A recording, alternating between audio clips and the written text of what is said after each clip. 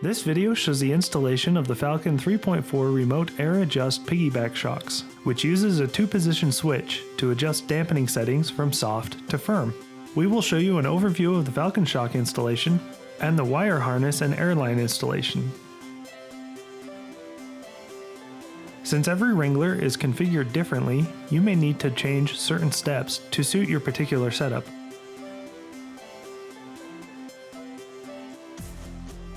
To install the front Falcon Shocks, orient the shaft down with the stickers facing out.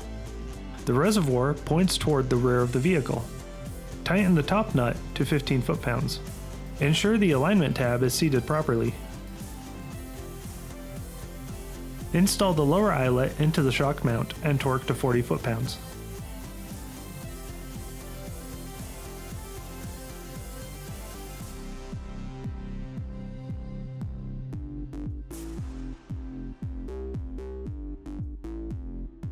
Install the rear shocks by sliding the slotted end of the bar pin onto a loosely installed bolt.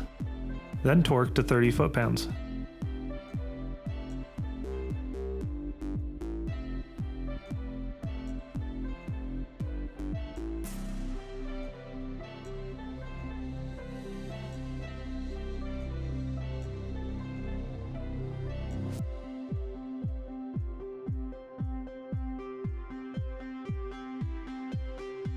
Install the lower eyelet onto the provided stud.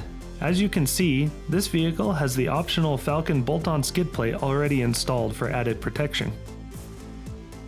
To install the provided stud and spacer, drill the outer bracket hole to 5/8 of an inch. Install the stud with the spacer inside the mounting bracket. Torque the stud nut to 40 foot-pounds. Lubricate the outer stud and install the shock onto the stud. Torque the outer nut to 40 foot-pounds. For instructional purposes, we will tie the solenoid to the 1/4 inch NPT pressure switch port. However, another port may be used. Remove the 1/4 inch NPT pressure switch. Tape the male end of the T-fitting and install onto the compressor. Pressure fittings don't require a high torque to form a tight seal, so go just a little more than hand tight.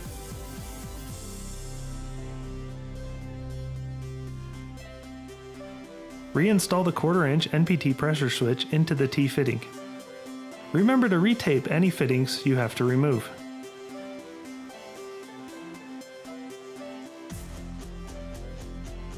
Install the pipe reducer,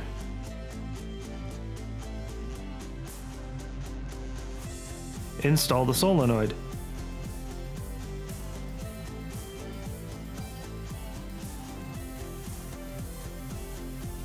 The valve on the solenoid should be oriented as seen in this image. Install the push to connect fitting.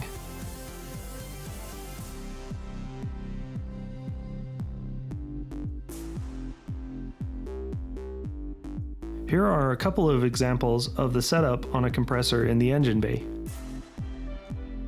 The 2 cables coming off the solenoid are the ground wire, which connects to a frame-mounted bolt, and the switch connector, which plugs into the wire harness from the switch. The wire harness has 3 ends: the power, the ground, and the plug to the compressor.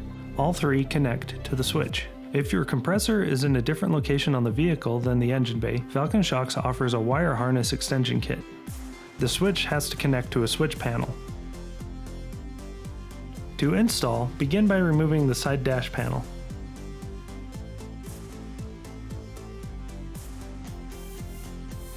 Remove the window switch and the 7mm bolt inside the opening for the window switch. Take out the rubber lining from the catch-all tray and remove the 7mm bolt. Remove the panel under the steering column by pulling down, and remove the bolts on either side of the steering column. The upper driver's side dash panel should now lift free. Remove the climate control panel. There may be a sound like breaking plastic. This is normal.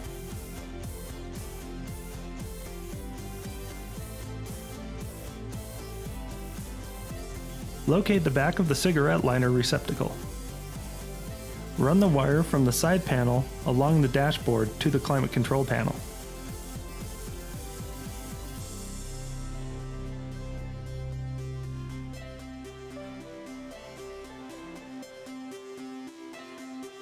Attach the splice terminal to the blue wire with pink stripe, and connect the power wire to the splice terminal.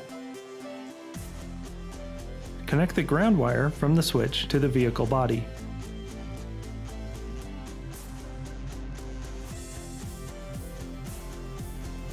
If the compressor is located in the engine bay, the plug from the switch must go through the firewall and connect to the plug from the solenoid. Connect the switch to the panel.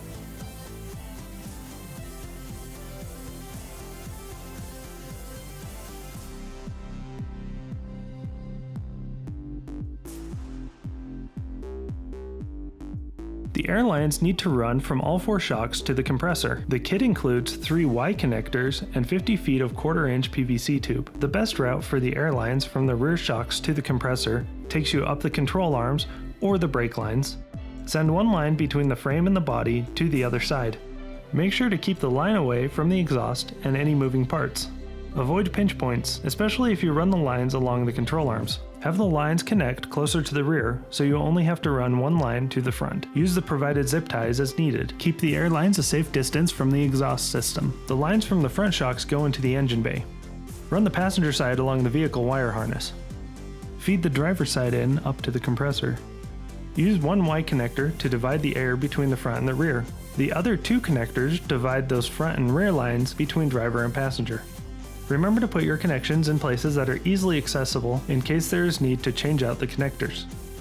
That's the end of the installation for the Remote Air Adjust Falcon Shocks. If you have specific questions that are not answered in this video, please contact Falcon Shocks via the link in the video description. Thank you for watching.